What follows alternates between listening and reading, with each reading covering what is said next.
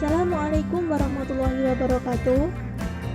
Kami dari kelompok 11 yang beranggotakan Canditya Rahmanur Fauzi, NIM terakhir 099, Railin Asma Husna, NIM terakhir 102, dan Muhammad Ilfan, NIM terakhir 132. Di sini kami akan menjelaskan mengenai pajak penghasilan pasal 23. Poin A yaitu pemungutan pajak. Pemungutan pajak PPh pasal 23 adalah pajak yang dikenakan pada penghasilan atas modal, penyerahan jasa atau hadiah dan penghargaan.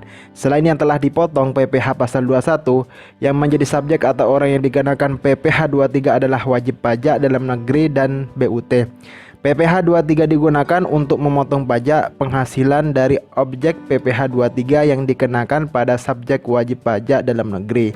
Pemotong PPh pasal 23 atau yang membuat bukti pemotongan pajak penghasilan pasal 23 ini adalah: yang pertama adalah pemotong PPh 23 bentuk badan, yang kedua adalah badan pemerintah, yang ketiga adalah subjek pajak badan dalam negeri, yang keempat adalah penyelenggara kegiatan, yang kelima adalah bentuk usaha tetap, yang keenam perwakilan perusahaan luar negeri lainnya. Pemotong PPh 23 oleh orang pribadi. Wajib pajak orang pribadi dalam negeri hanya memotong PPh pasal 23 atas sewa saja. Yang ditunjuk sebagai pemotong PPh 23 harus ada surat keputusan penunjukan SKP yang diterbitkan oleh Kepala Kantor Pelayanan Pajak KPP. Namun tidak ada format baku yang tersedia. Seperti yaitu yang pertama akuntan, yang kedua arsitek, yang ketiga dokter, yang keempat notaris dan lain-lain. Pejabat pembuat akta tanah PPAT, kecuali PPAT tersebut adalah camat, pengacara dan konsultan yang melakukan pekerjaan bebas dan orang pribadi yang menjalankan usaha yang menyelenggarakan pembukuan. Poin B yaitu tarif pajak. Besar tarif pajak penghasilan pasal 23 ditetapkan sebesar 15% dari DPP untuk pajak dividen, royalti, bunga hadiah dan penghargaan. 2% dari DPP untuk objek pajak lainnya. 100% atau 2 kali lipat tarif standar PPh 23 jika tidak memiliki nomor pokok wajib pajak NPWP. Pengenaan tarif PPh 23 yang mengalami kenaikan 2 kali lipat tarif standar karena tak punya NPWP ini, maka besar tarifnya menjadi 30% dari DPP untuk pajak dividen, royalti, bunga, hadiah dan penghargaan. 4% dari DPP untuk objek pajak lainnya. Jumlah transaksi yang akan dikenakan angka tarif PPh yang naik 2 kali lipat ini adalah jumlah bruto sebelum pajak pertambahan nilai PPN. Untuk yang poin C yaitu mengenai saat terutang dan pelunasan PPh pasal 23. Dalam menentukan kapan sih saat terutangnya pajak penghasilan pasal 23, yaitu kita bisa merujuk pada pasal 15 ayat 3 Peraturan Pemerintah Nomor 94 Tahun 2010 tentang penghitungan penghasilan kena pajak dan pelunasan pajak penghasilan dalam tahun berjalan, yaitu PP 94/2010 yang menyatakan bahwa pemotongan pajak penghasilan oleh pihak sebagaimana dimaksud dalam pasal 23 ayat 1 dan ayat 3 Undang-Undang Pajak Penghasilan dilakukan pada akhir bulan. Untuk yang pertama yaitu dibayarkannya penghasilan, yang kedua disediakan untuk dibayarkannya penghasilan, dan yang ketiga yaitu jatuh temponya pembayaran penghasilan yang bersangkutan, tergantung peristiwa mana yang terjadi terlebih dahulu. Penjelasan lebih lanjut mengenai pasal tersebut yaitu saat terutangnya pajak penghasilan pasal 23 Undang-Undang Pajak Penghasilan adalah pada saat pembayaran, saat disediakan untuk dibayarkan seperti dividen dan jatuh tempo seperti bunga dan sewa, lalu saat yang ditentukan dalam kontrak atau perjanjian atau faktur seperti royalti, imbalan jasa teknik atau jasa manajemen atau jasa lainnya. Di sini yang dimaksud dengan saat disediakan untuk dibayarkan, yaitu yang pertama jika perusahaan tersebut tidak go public adalah pada saat dibukukan sebagai utang dividen yang akan dibayarkan, yaitu pada saat pembagian dividen diumumkan atau ditentukan dalam rapat umum pemegang saham atau RUPS tahunan. Yang kedua yaitu untuk perusahaan yang go public, yaitu pada tanggal penentuan kepemilikan pemegang saham yang berhak atas dividen atau recording date. Sedangkan yang dimaksud di sini yaitu saat jatuh tempo pembayaran, maksudnya yaitu saat kewajiban untuk melakukan pembayaran yang didasarkan atas kesepakatan, baik kesepakatan tersebut dalam bentuk tertulis maupun tidak tertulis, dalam kontrak atau perjanjian atau faktur. Selanjutnya yaitu mengenai pelunasan atau pembayaran PPh pasal 23. Bagaimana sih caranya untuk membayar PPh pasal 23? Yaitu pihak pemotong atau pemungut PPh bisa membuat ID billing atas PPh pasal 23, lalu membayarnya melalui bank atau kantor pos. Pembayaran pajak ini tidak boleh lewat dari batas waktunya, yaitu setiap tanggal 10 bulan pajak selanjutnya. Poin selanjutnya yaitu poin D, dikecualikan dari pemungutan pajak. Yang pertama, penghasilan yang dibayar atau berulang kepada bank. Yang kedua, sewa yang dibayar atau terutang sehubungan dengan sewa guna usaha dengan hak opsi. Yang ketiga, dividen atau bagian laba yang diterima atau diperoleh perseroan terbatas sebagai wajib pajak dalam negeri, koperasi, BUMN atau BUMD dari pernyataan modal pada badan usaha yang didirikan dan bertempat kedudukan di Indonesia dengan syarat, yaitu dividen berasal dari cadangan laba yang ditahan. Selanjutnya, bagi perseroan terbatas, BUMN atau BUMD, kepemilikan saham pada badan yang memberikan dividen paling rendah 25% dari jumlah modal yang disetor.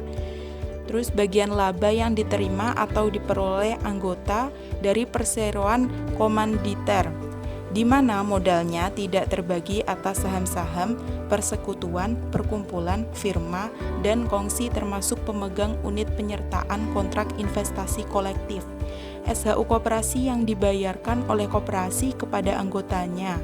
Terus yang terakhir, penghasilan yang dibayarkan atau terutang kepada badan usaha atas jasa keuangan yang berfungsi sebagai penyalur penjaminan atau pembiayaan.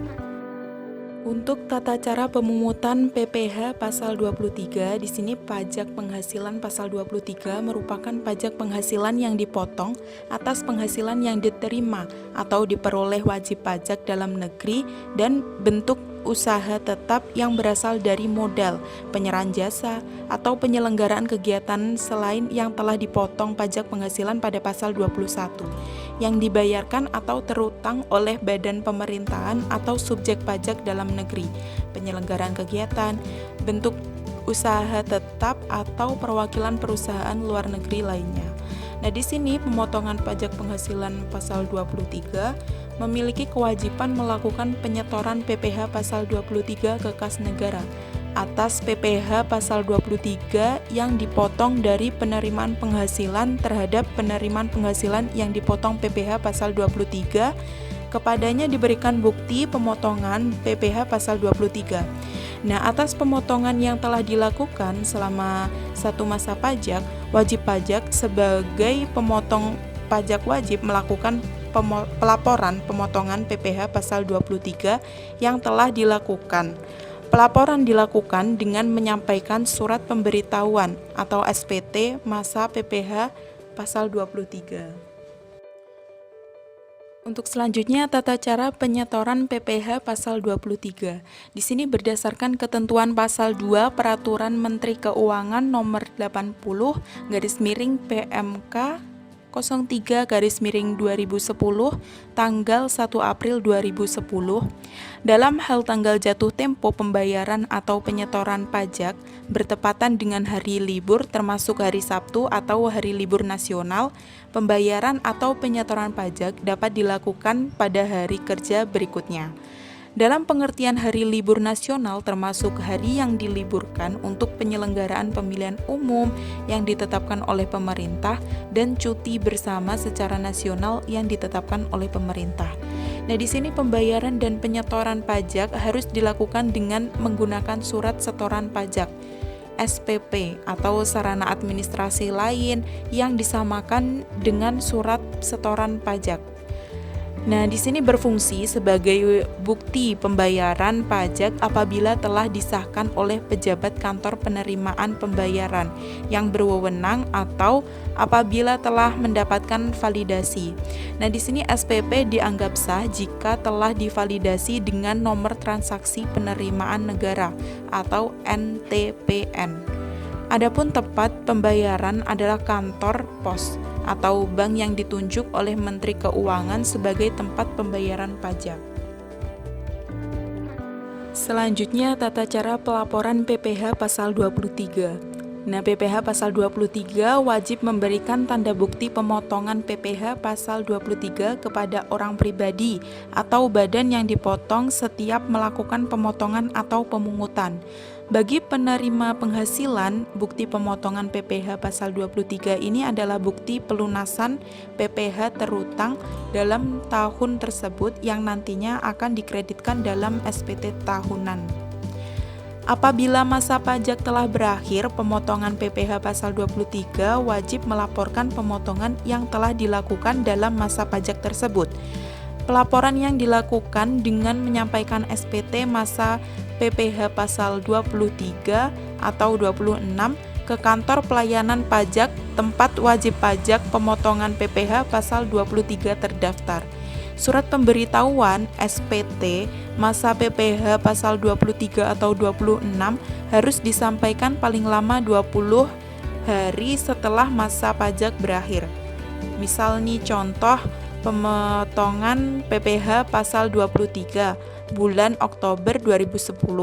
Nah, SPT masa PPh pasal 23 harus disampaikan paling lambat tanggal 20 November 2010. Dalam hal batas akhir pelaporan di bertepatan dengan hari libur termasuk hari Sabtu atau hari libur nasional, pelaporan dapat dilakukan pada hari kerja berikutnya. Nah, ini pengertian hari libur sama juga dengan yang sebelumnya. Untuk poin yang terakhir yaitu tata cara dan prosedur pemungutan PPh pasal 22 atas penyerahan barang dan kegiatan di bidang import atau kegiatan usaha di bidang lain. Nah, di sini pasal 4 Peraturan Direktur Jenderal Pajak nomor per 31/PJ/2015 mengatur mengenai tata cara pemungutan dan penyetoran PPh pasal 22. Yang di dalamnya pemungutan pajak penghasilan pasal 22 atas impor barang dilaksanakan dengan cara penyetoran oleh importir yang bersangkutan atau Direktur Jenderal Bea dan Cukai ke kas negara melalui kantor pos, bank devisa, atau bank yang ditunjuk oleh Menteri Keuangan. Nah, di sini juga ada tata cara pemungutan, penyetoran, dan pelaporan pajak penghasilan pasal 22. Yang pertama itu PPh pasal 22 atas barang impor. Nah, di sini disetor oleh importir dengan menggunakan formulir surat setoran pajak, cukai dan pabean SSPCP. PPh pasal 22 atas impor barang yang dipungut oleh DJBC harus disetor ke bank persepsi atau kantor pos dan giro dalam jangka waktu 1 hari setelah pemungutan pajak dan dilaporkan ke KPP secara mingguan paling lambat 7 hari setelah batas waktu penyetoran pajak berakhir.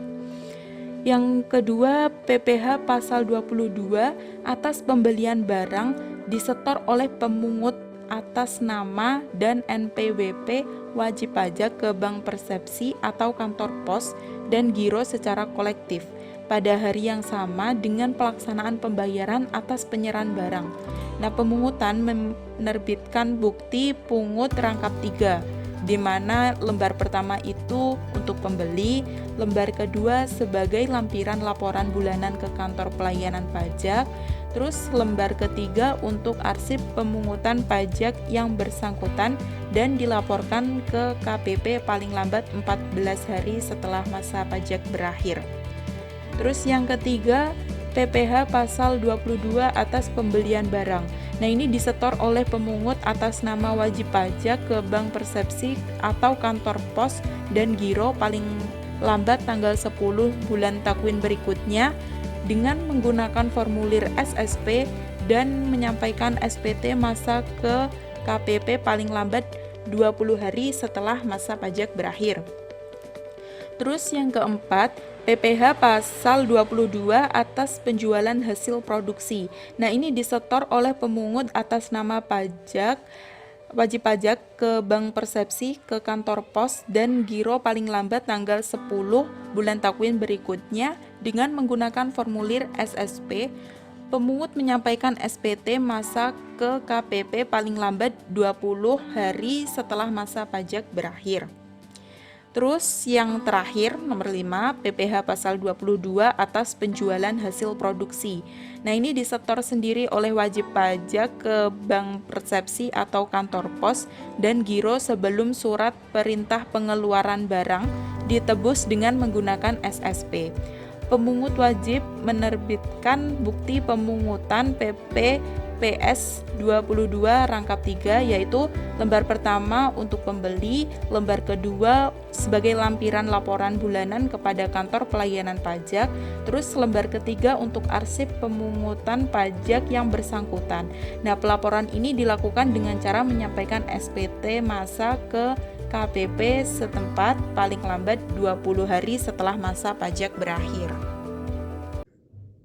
Sekian penjelasan dari kelompok 11 mengenai pajak penghasilan pasal 23. Terima kasih. Wassalamualaikum warahmatullahi wabarakatuh.